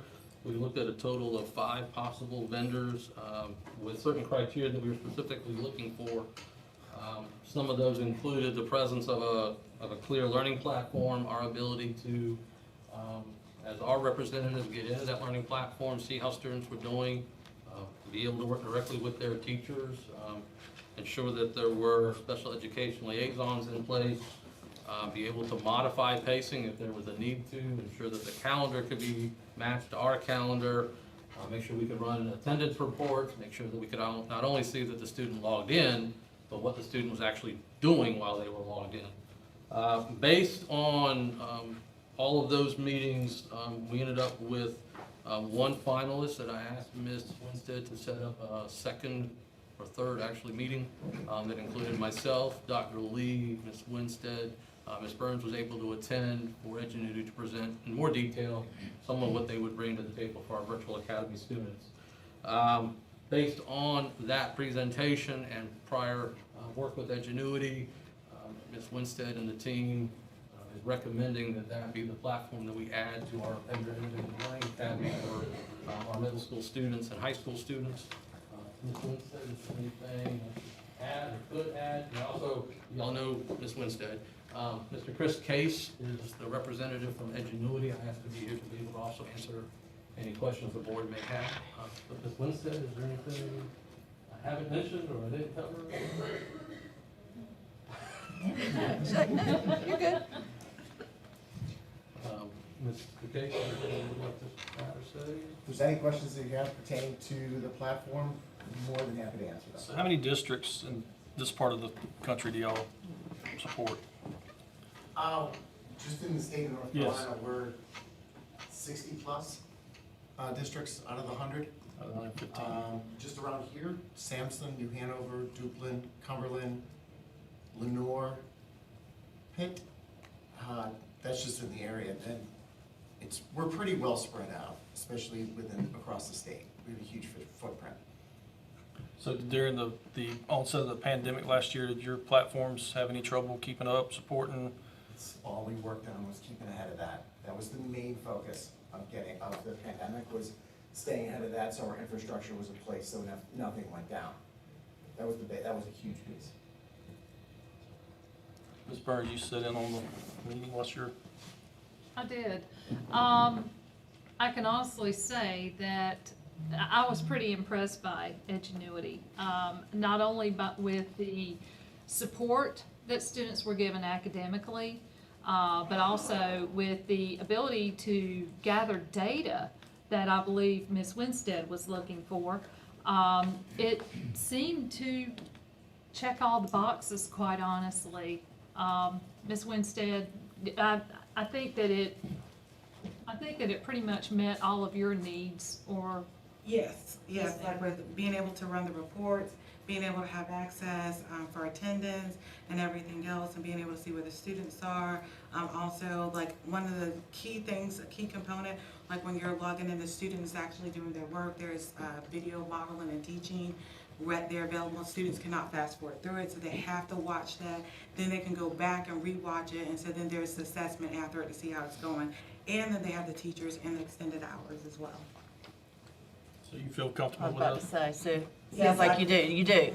150%. Yes. And during the presentation, I kept watching her, and she kept smiling, so that's when I knew this could work. Because you have to own it. I mean, you know, you're the one that has to, I mean, we all do, but you are the one that Yes, I feel like I checked off all the boxes, and I've been working with Chris and just making sure that like we have everything in place, that we're gonna be ready to go, that we have a smooth transition, that we can have everything uploaded, just, you know, looking at the processing time, like turnover speed, especially because we're so close to school starting and everything else. So we've been working on all of that in advance and just trying to make sure that everything, and I feel confident that we can move forward and that we won't have any issues. All right. And you feel good. You feel like no problems with this. Absolutely. Right. It's the reason why I'm there at the company. I'm the face of it in North Carolina, and it's the back end that I always have to make sure that I've got a team that's in place and ready to go, without a doubt. Absolutely. And I'll just tell you something else, like he said he was up at 4 o'clock because like I was pressuring him about making sure about the turnaround time, like with working, like being able to have everything in ClassLink and everything else. So he started working, like thinking about that already, and like troubleshooting and making sure that everything was taken care of because he didn't want anything to go wrong, so. It truly was a good presentation, y'all. I mean, it impressed me, and like the chairman said, it had to impress Ms. Winstead, so. I have no more. All right. Board members, without further ado, does anyone like to make the motion? I would like to make a motion that we approve Edgenuity for Pender Innovative Learning Academy's virtual pathway in the amount of $352,000 from ESSER's money. Subject to review. All right. Ms. Burns has made the motion. Do we have a second? Don just seconded. Oh, thank you, Don. Thank you, Mr. Hall. Mr. Hall seconded. All in favor say aye. Aye. Any opposed? All right, thank you. Thank you. Thank you. Thank you. Thank you. Moving on to item 9.2, Dr. Akins again, K-5 Math, iReady, and Teacher Toolbox. Yes, Madam Chair. So just to provide a little bit of context, you may remember that the state has been bouncing back and forth between reading platforms for the last 3 years. We used M-Class 3 years ago as required for K-3, and then we switched to iStation, and then last year it was a little bit of everything. In Pender County, we were using iReady. This year, the state has gone back and required M-Class. So we are actually going to look at using M-Class vertically kindergarten through 6th grade.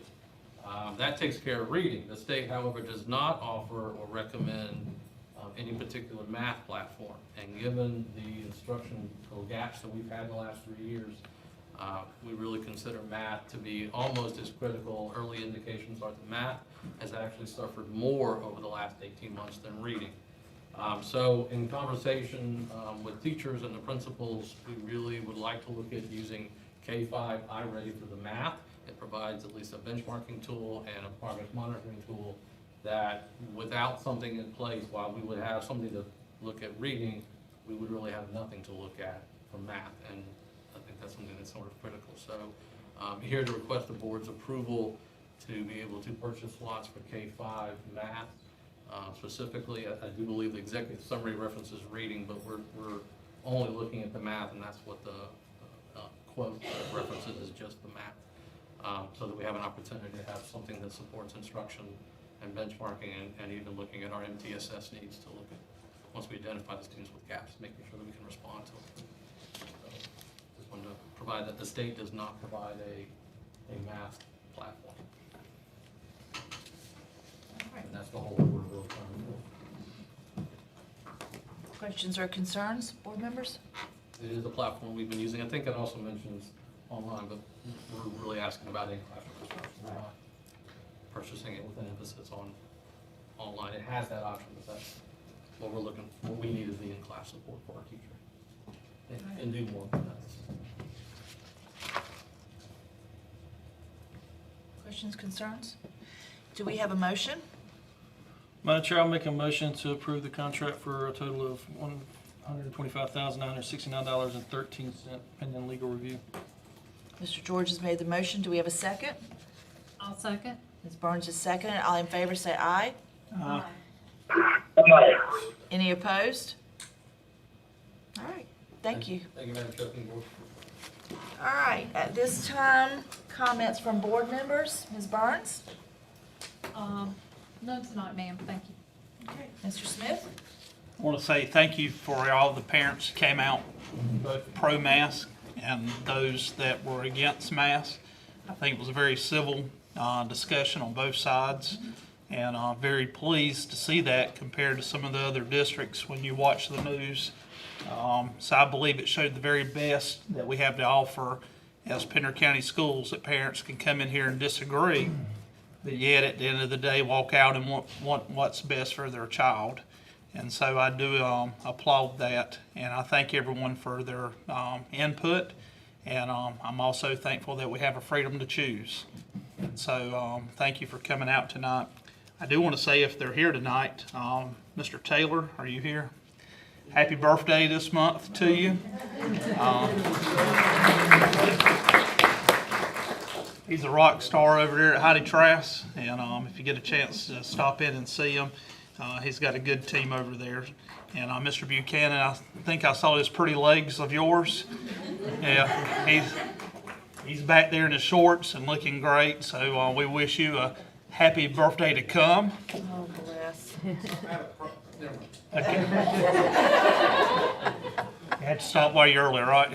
But I do want to thank everyone, those two I know about, but thank everyone for what you're doing. And we do look forward to board, I know, is all looking forward to coming back and getting into the classrooms and seeing everyone and eating lunch with you.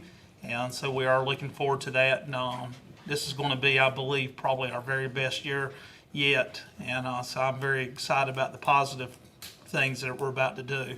So thank you, thank each one of you for coming tonight. Mr. George? So I'll just piggyback on what Mr. Smith said. I appreciate all the parents. I read all the emails. I listened to all the calls. Read all the texts. I've got both sides, both for and against what we've decided. And I appreciate everyone's opinion. And that's what makes this great country great, is that you have the right to voice your opinion and without fear of prosecution or retribution. It is very emotional, difficult decisions for everybody in this time. And so I just want to thank everybody for the patience and stick with us. Hopefully we'll get through this. I mean, we're a great country. We're gonna fight this. We're gonna win. On birthday notes, Kevin Taylor's also birthday was this month. Okay, thank you. Yep, he's not here, but happy birthday to Mr. Taylor. And that's all I have, Madam Chair. All right. Birthdays, you have a birthday, had a birthday? No, I don't have them anymore. Right. Sure, you're not as old as me, you can't say that yet. And Mr. Smith? I do Friday the 13th. Oh, well, there you go. We're all good up here, everybody else that's gonna admit they have a birthday? Or not admit? All right. I would just like to piggyback on what they said. You know, we can agree to disagree, but it's all about how we do it. And I think tonight also, if any students were watching and our children, I think it also showed our children a great example of how you can agree to disagree. I took a lot of notes. I mean, everyone that spoke, I jotted down notes. I thought it was just really important that I have that information to look over. So a huge thank you to all of you. Also, I would like to say that I had a wonderful morning. I went to Pender. I walked this morning, did my thing, went back in, everybody was resting, still asleep. I said, heading to Pender. And it was great. It felt so good to be back in a school. I mean, I knew it would feel good, but I had no idea it would feel that great. So thanks to Ms. Fuller and to all of her staff. I didn't get to everybody. I was short time span because I had to get back and get kids ready and go to work. But thank you. It was a lot of fun, and kids were happy. Teachers actually were happy. And, you know, when it comes down to the mask, it was evident about choice. You saw some with, you saw some without. There were some kids who chose to keep their mask right beside them, like on their desk or whatever. And there were some that had them down here. It was all about choice. So that was a great, great feeling and a great thing to see today. Okay. Mr. Hall, anything you'd like to add? No, I'm good. Thank you. All right, thank you. All right, at this time, Dr. Hill? No, ma'am. All right. So at this time, we need to go into closed session. Who would like to read all of that? I don't know where to find it. I don't know where to find it. Oh, it's right here. It's right here. You know what? Oh, let me share. That's not in the... I know, but here, there. Let me share. Pender County Board of Education will enter closed session subject to the advice from the attorney pursuant to North Carolina General Statute 143-318-11A1 and A6 to prevent the disclosure of confidential personnel information under General Statute 115C-319 and to consider matters relating to initial employment of an individual employee. The board will also go into closed session pursuant to General Statute 143-13A-11A3 to consult with the board attorney in order to preserve the attorney-client privilege, to consider confidential student matters as provided North Carolina General Statute 143-318-11A1 and the Family Educational Rights and Privacy Act 20 U.S.G. 123G and North Carolina General Statute 115C-402, and to consider and give instructions to the board attorney concerning the Burns-Fisher versus Pender County Board et al. All right.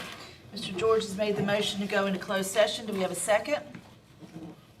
I'll second. Ms. Burns is seconding. All in favor say aye. Aye. Mr. Hall, did you hear that? He's still there. Yeah. Okay, good. All right. Okay. All right. So at this time, we are now going into closed session. Thank you, everyone.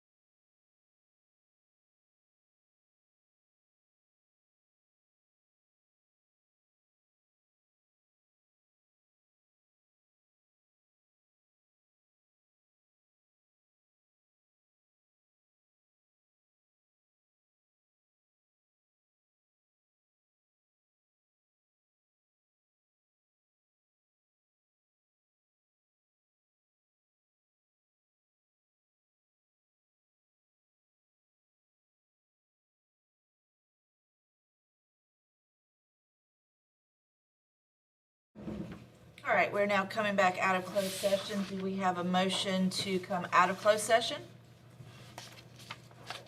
Madam Chair, I make a motion that we come out of closed session. All right, Ms. Burns has made the motion. Do we have a second? Mr. Hall is seconded. All in favor say aye. Aye. Any opposed? Do we now need a motion to approve the HR report as presented? I'd like to make a motion to approve the HR report with the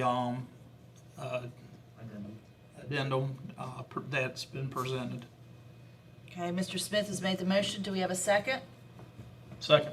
Mr. George is seconded. All in favor say aye. Aye. Okay, this time we need a motion to adjourn. Make a motion that we adjourn this meeting. All right, do we have, Mr. Smith has made the motion. Do we have a second? I'll second. Second. Mrs. Burns is seconded. Actually, I think everybody's seconded now. All in favor say aye. Aye. Any opposed? Meeting adjourned. Thank you.